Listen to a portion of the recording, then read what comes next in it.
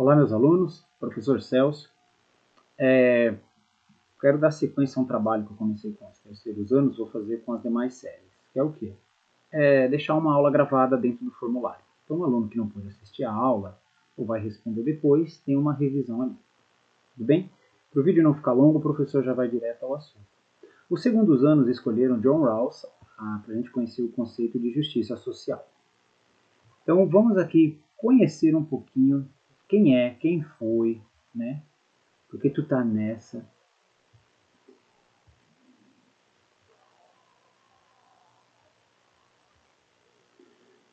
Olá, alunos, aqui é o professor Celso.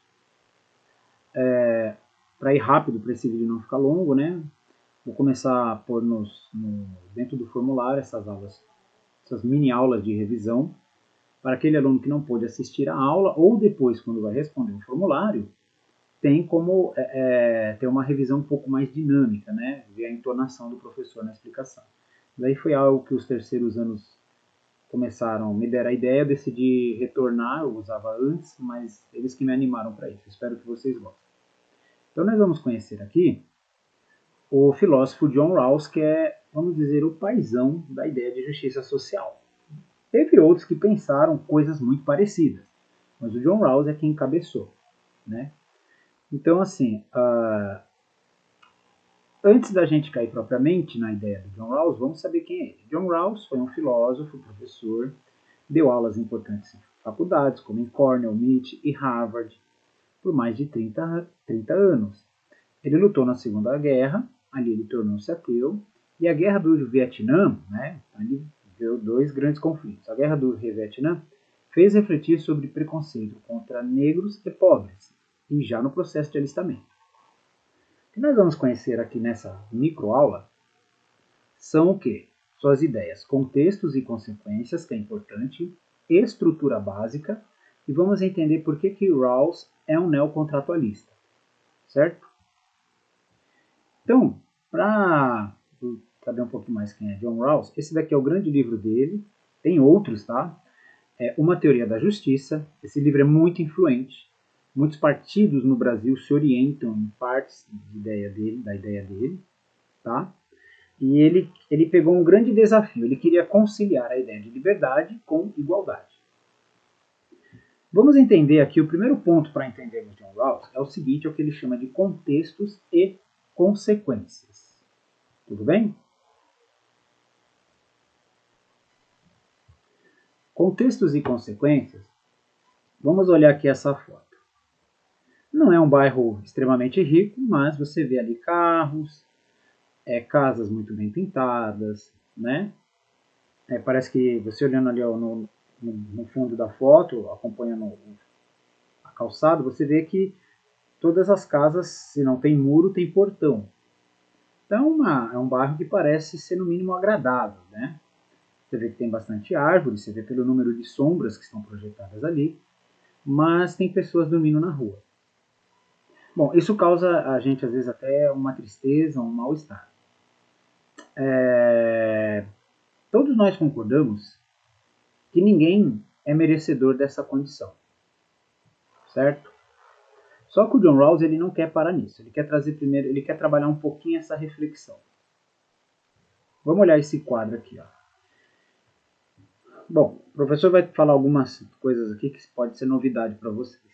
Nenhuma pessoa escolhe a sociedade, classe, época em que vai viver. Então o professor está contando uma parte chata da vida, né? Vocês não escolheram. Vocês iriam nascer nesse tempo, nessa sociedade, na classe que vocês se encontram. Também tem uma coisa que é, mesmo aquele meu aluno que se acha muito bom em algo, né? Eu sou muito bom no futebol.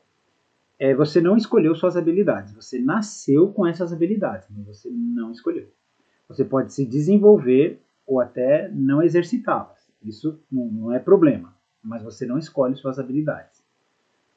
Tá? Também tem uma coisa aqui para falar para vocês, nenhuma pessoa escolhe suas oportunidades. Ah, professor, eu nasci numa família que tem boas condições. Sim, você nasceu numa família com boas condições, mas você não escolheu ter boas condições. Tá? E outra coisa, nenhuma pessoa pode controlar o seu sucesso ou fracasso. Você pode se empenhar, ter uma vida de muitas conquistas, mas você não controla o seu sucesso. Você exerce, se empenha nele, mas você não é dono de todas as consequências em sua vida. Isso daí é importante para a gente gravar algo muito importante no Rawls, que é o quê?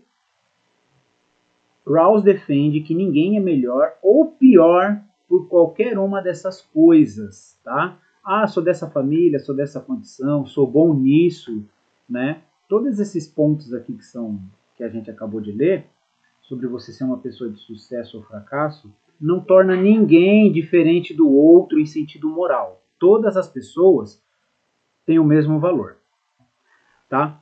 Isso daí que a gente está discutindo são os contextos e as consequências. Eu nasci num contexto de uma família assim, de uma sociedade assim. Quando eu tento fazer isso, às vezes dá certo, às vezes dá errado, isso são as consequências. Então, contextos e consequências não são de mérito moral. Ninguém é melhor por ter tido muito sucesso ou muito fracasso. Ninguém é melhor por ter nascido numa família B ou numa família A. Certo? Contextos e consequências não são de mérito moral. Isso vai ajudar a gente para o próximo ponto. Próximo ponto, o John Rawls vai chamar de estrutura básica de bens. Vou dar aqui um exemplo na sala de aula. Então você tem assim aqueles alunos que têm amizade com o seu grupinho, mas às vezes conhece outros e aí quando precisa fazer um trabalho, busca essas relações, naquela fala, eu posso fazer com você, eu estou precisando de nota, né? Vamos considerar o caso de cola aqui. Na nossa sociedade, em nosso modo de vida, todos nós estamos sempre em relações uns com os outros para conseguirmos algumas coisas que precisamos ou desejamos. Então pode ser desde roupa, vestuário. Vocês, por exemplo, estão aqui na escola, né? Tá vendo ali? Tem o do professor, é um bom exemplo. Existe uma estrutura chamada escola, leis, seus pais colocam vocês aqui. Existe um monte de pessoas interagindo uma com as outras, trocando serviços e produtos, tá? Isso é a estrutura básica de bens, tá? Agora, até aí não tem muita novidade. Vocês sabem que as pessoas procuram conseguir as coisas que procuram. Mas o John Rawls ele vai observar o seguinte: se você deixa tudo a Deus dará, vão surgir desigualdades muito profundas. E, por outro lado, tentar controlar vai interferir na liberdade dos outros. Isso daqui pode ser, às vezes, o ponto mais estranho e distante, mas talvez agora, com a questão da guerra da Ucrânia, vocês possam entender melhor. Tá? O John Rawls vai defender que sempre que alguém tenta controlar o nosso modo de conseguir recursos, de produzir bens, fere a liberdade. E, por outro lado, não fazer nada piora. Então, assim, não é bom nenhuma das duas opções. Isso porque John Rawls ele viveu parte da Guerra Fria. Nós estamos vendo agora a Guerra da Ucrânia. Então, vocês estão tendo uma revisão desse período. O John Rawls percebeu o seguinte, né? No liberalismo, deixa eu dar um zoom aqui para aparecer. O liberalismo ele privilegia a liberdade. Ok, você troca e negocia, faz os negócios que você quiser. Mas, às vezes não, vai acontecer o quê? Que as relações entre as pessoas geram desigualdades. Eu vou dar um exemplo aqui, a ideia não é criar um espantalho, mas é assim.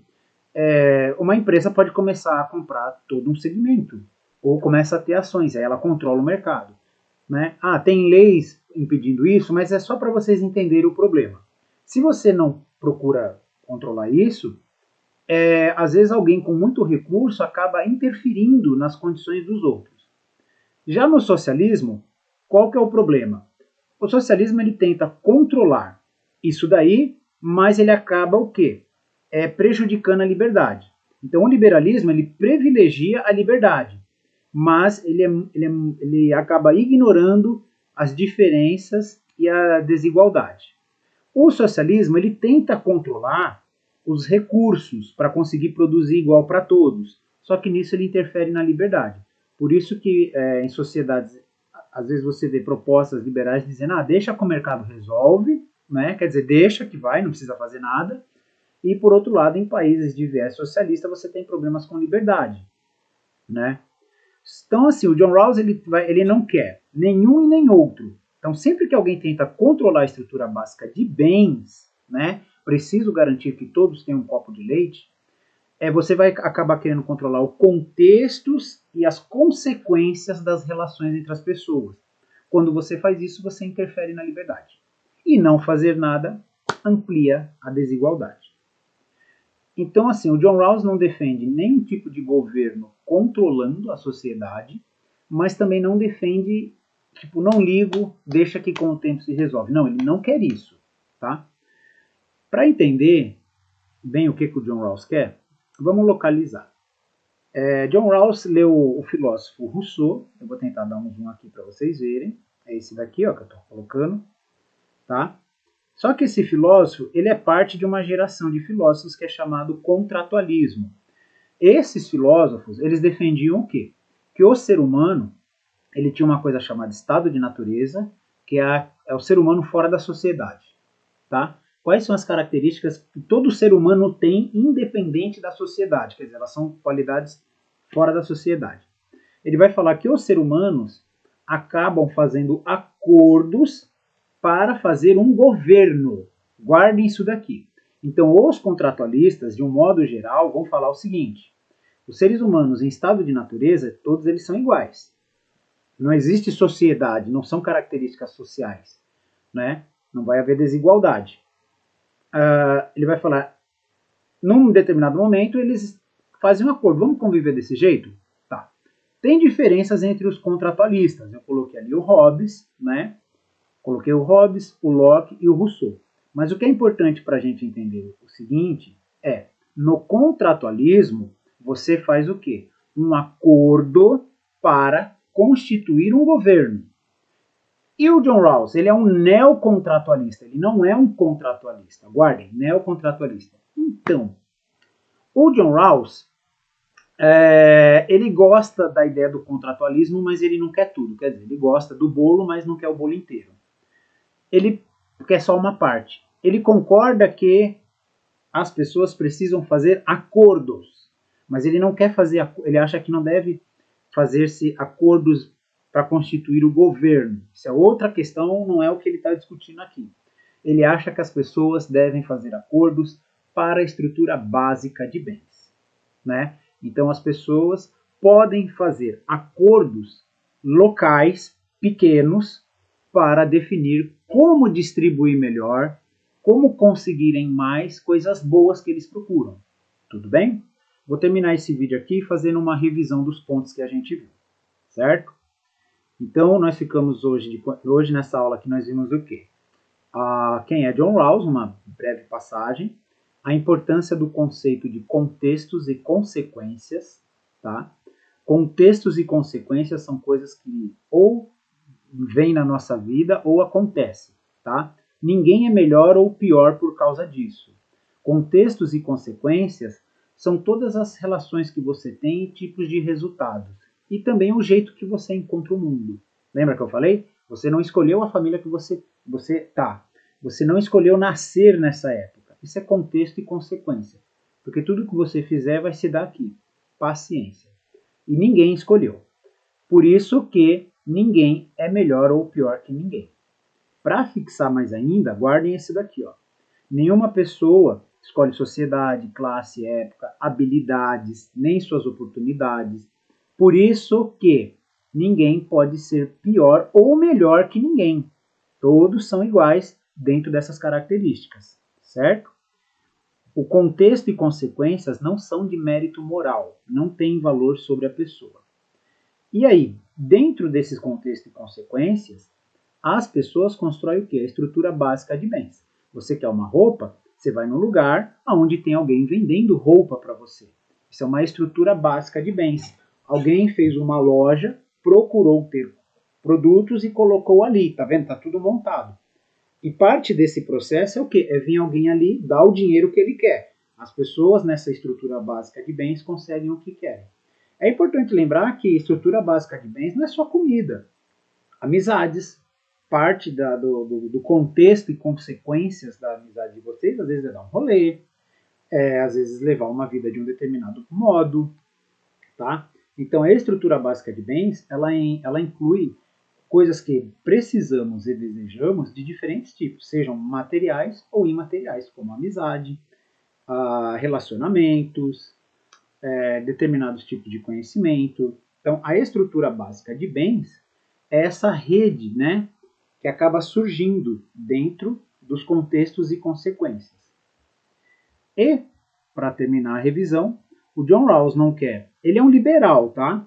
Mas ele não quer, ele vai, vamos colocar aqui, a indiferença do liberalismo e nem o controle do socialismo. Ele vê um pouquinho de virtude nos dois, ele quer uma parte precisa. E aí ele recorre a quem? Aos filósofos contratualistas, tá? No contratualismo existe o estado de natureza, então as pessoas combinam o governo e as leis. O Rawls quer só uma parte disso daí, ele quer a parte de combinar e fazer acordos. Mas ele vai defender o quê? Que as pessoas devem fazer acordos menores, né, circunstanciais, para a estrutura básica de bens. E assim a gente vai entrar em como que ele imagina a divisão mais equitativa dos bens que nós fazemos. Tudo bem? Essa aula aqui está terminada. Tchau para vocês.